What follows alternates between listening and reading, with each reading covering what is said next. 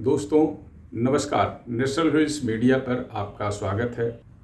हिंदू समाज को जाति की बलिवेदी पर रखकर ध्वंस कर देने का एक और कुत्सित प्रयास जो राजनीति के कारण, वोट की राजनीति के कारण हुआ है, वह बिहार से सामने आया है।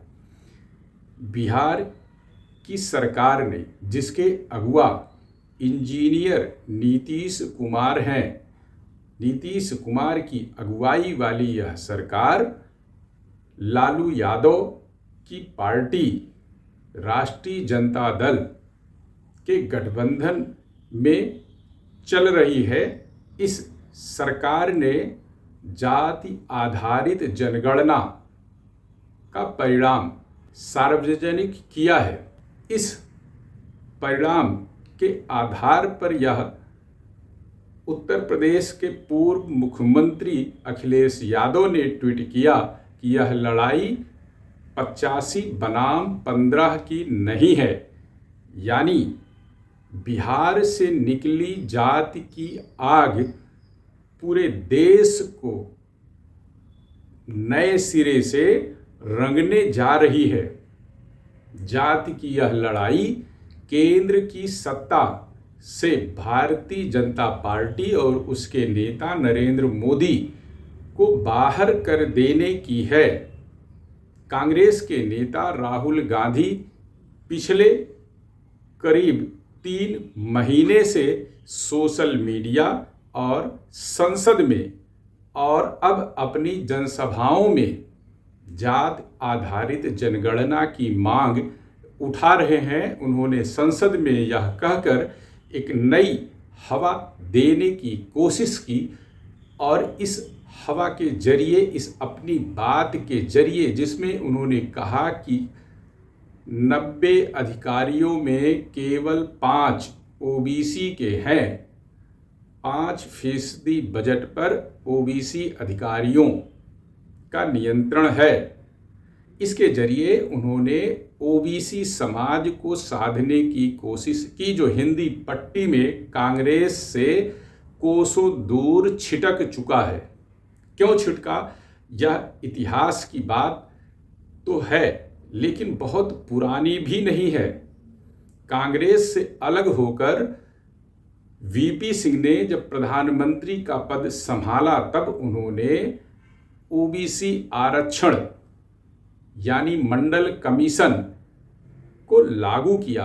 इस मंडल कमीशन की रिपोर्ट को लागू करने के दौरान विश्वनाथ प्रताप सिंह ने सपने में भी नहीं सोचा रहा होगा कि इसका ऐसा परिणाम निकलकर सामने आएगा जिससे पूरा देश, पूरा हिंदू समाज जातियों में खंड खंड विखंडित हो जाएगा। वीपी सिंह ने मंडल कमीशन की रिपोर्ट को लागू तो किया, लेकिन वह इसका फल नहीं चख सके। इसका फल किसने चखा? उत्तर प्रदेश में मुलायम सिंह यादव और बिहार में लालू प्रसाद यादव और अब इंजीनियर नीतीश कुमार जैसे नेता वीपी सिंह के किए गए काम का फल चख रहे हैं, उसका रस चूस रहे हैं। भारतीय जनता पार्टी के उभार ने इन नेताओं को इस बात के लिए प्रेरित किया कि भारतीय जनता पार्टी के पास पिछड़ा समाज का बहुसंख्यक वोट जो जा चुका है, उसे कैसे उससे छीना जाए। जाति आधारित जनगणना की राजनीति इसी की देन है।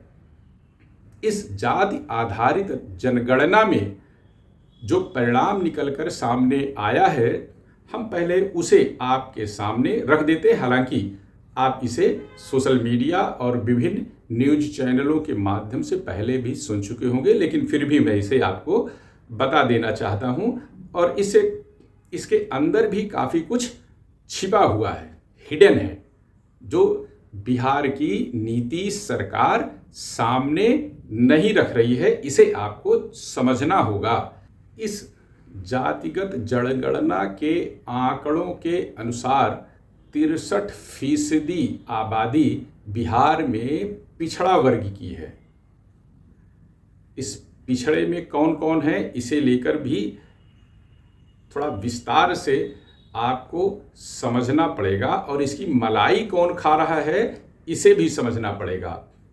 फिलहाल अभी संक्षेप में जानिए कि इस पिछड़े वर्ग में अत्यंत पिछड़ा वर्ग जिसकी आबादी 36.01% है, पिछड़ा वर्ग जिसकी आबादी 27.12% है। अब इसमें आप यह जानिए कि ओबीसी जिसकी लड़ाई लालू यादव, नीतीश कुमार, अखिलेश यादव, राहुल गांधी लड़ रहे हैं, इसमें बड़ी आबादी यादव, पटेल और कुशवाहा समाज की है। हालांकि तमाम छोटी छोटी जातियां संख्या में मिलाकर इनसे ज़्यादा हैं।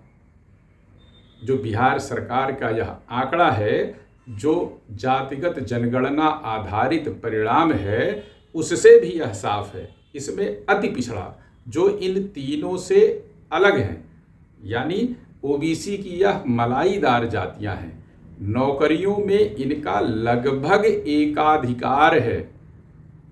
जो 36% ओबीसी अति पिछड़ी जाति की जातियां हैं, वह सरकारी नौकरियों में अपने ही हिस्से की, अपने कोटे की नौकरियां नहीं पा रहे हैं।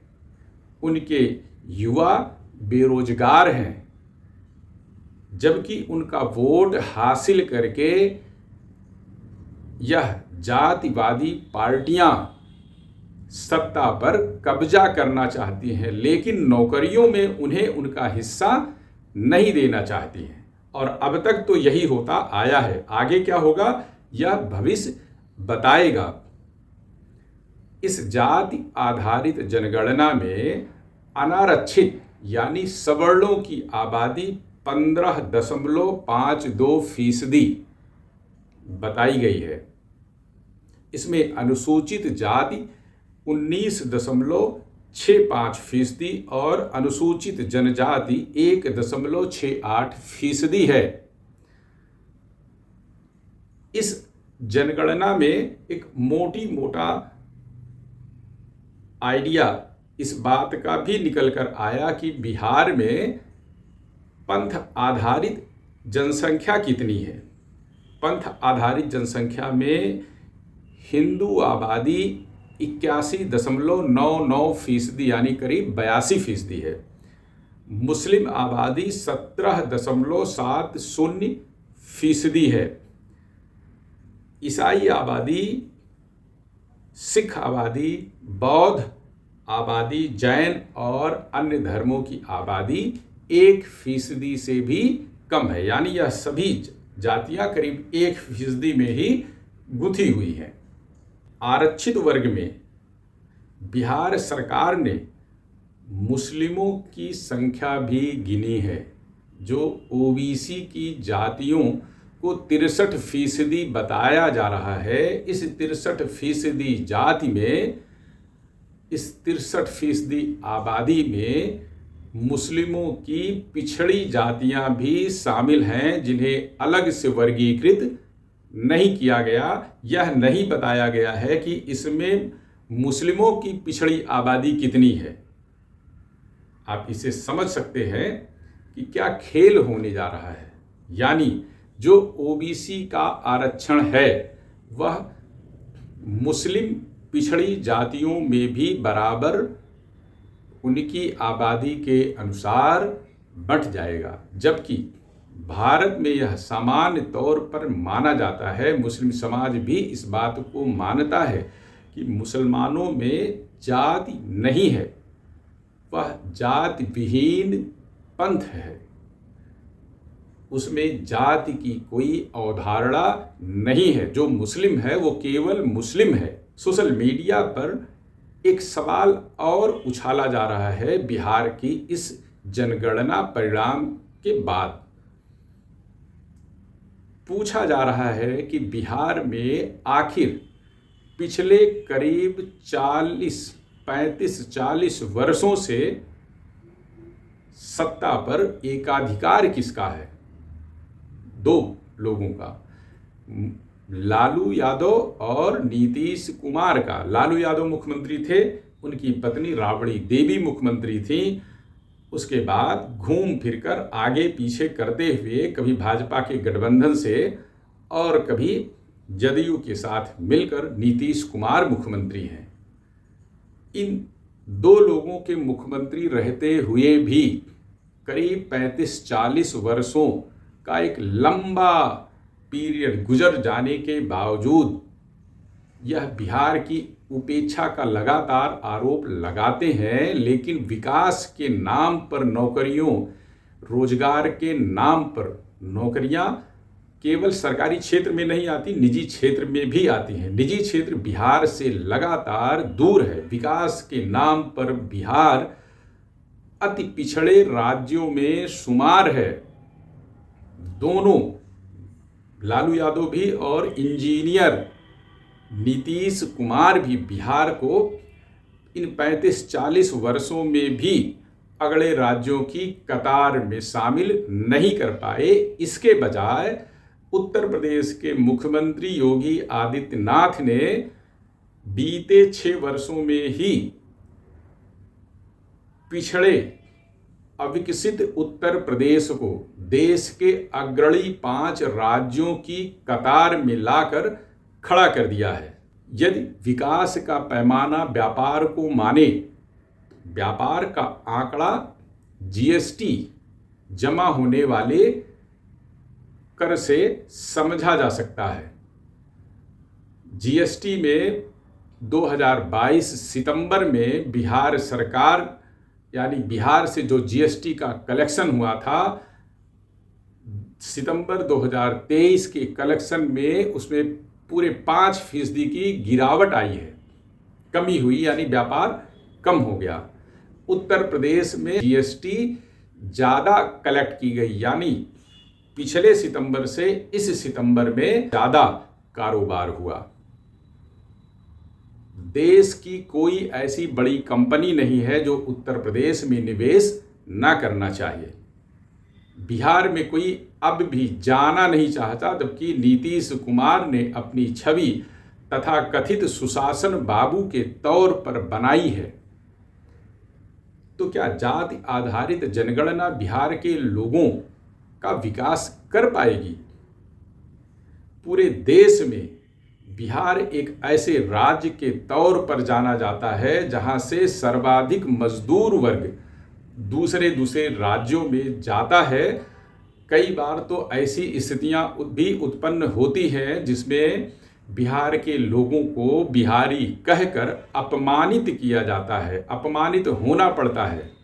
फिर 35-40 वर्षों में लालू और नीतीश ने ऐसा कोई काम क्यों नहीं किया कि अब बिहार के लोगों को बिहार में ही नौकरी मिले, रोजगार मिले, बड़ी कंपनियां बिहार में निवेश करें, बिहार में फैक्ट्रियां खुलें, बिहार में अच्छी चौड़ी सड़कें बने, बिहार में कल कारखाने बने और बिहार के लोगों को, बिहार के बेरोजगार युवाओं को राज्य छोड़कर दूसरे राज्यों में नौकरियों के लिए भटकना ना पड़े, उनके सम्मान के साथ खिलवाड़ ना हो।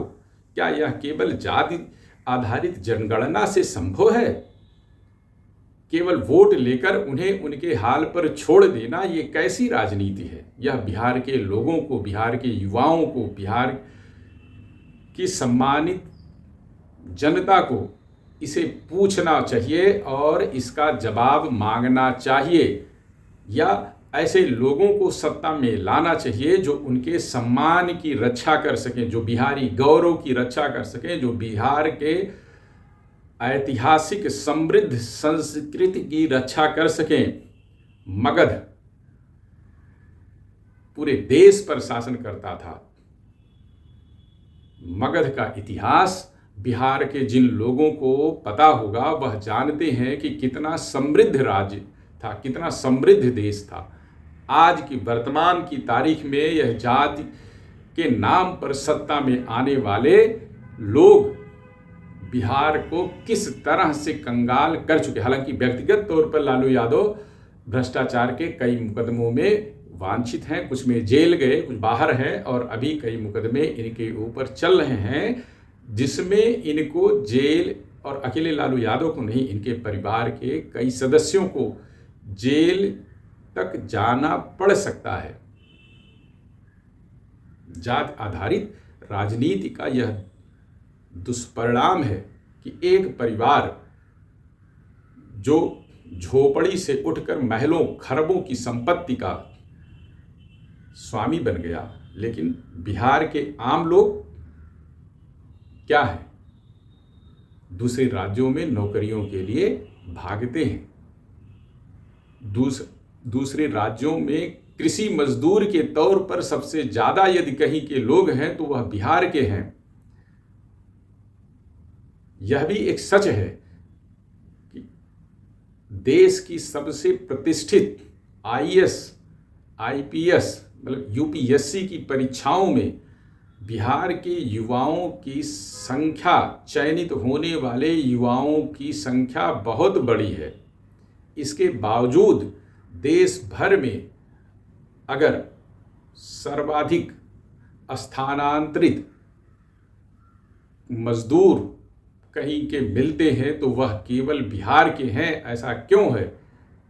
इसकी पड़ताल लोगों को, बिहार के सम्मानित लोगों को करनी पड़ेगी, करनी चाहिए और पूछना चाहिए कि जब 6 साल में उत्तर प्रदेश की तस्वीर योगी आदित्यनाथ ने बदल दी तो पिछले 20 साल में सुशासन बाबू आपने क्या किया? आपने क्यों नहीं बदला? लालू प्रसाद यादव जी, राबड़ी देवी जी, आपने क्या किया? बिहार को कहां से कहां आपने पहुंचाया? और अब यह खेल खेल कर फिर बिहार को कंगाली के रास्ते पर ढकेलने का काम मत कीजिए। मित्रों, आपको मेरी बात पसंद आई हो तो इस वीडियो को लाइक करें, कमेंट करें और शेयर करें। इतने अधिक से अधिक शेयर करें कि यह बात बिहार ही नहीं, बिहार के बाहर भी ज़्यादा से ज़्यादा लोगों तक पहुंच सके, जिससे कम से कम लोग यह तो जाने कि केवल जात की राजनीति से विकास नहीं होता, विकास के लिए दृढ़ इच्छा शक्ति की ज़रूरत होती है। दिमाग में ऐसे कल्पनाओं की ज़रूरत होती है, ऐसी सोच की ज़रूरत होती है जिससे राज्य के लोग विकसित हो सके, मानवीय विकास हो सके, मानकी का विकास हो सके, लोगों की जेब में 4 रुपए इकट्ठा हो सके। विकास के लिए केवल सरकारी नहीं, निजी घरानों का आना भी जरूरी है। शासन व्यवस्था ऐसी हो जिसमें कारपोरेट घराने राज्य की कानून व्यवस्था को देखकर वहां निवेश करने की इच्छा जताएं, ना कि बिहार का नाम सुनते ही भाग खड़े हों।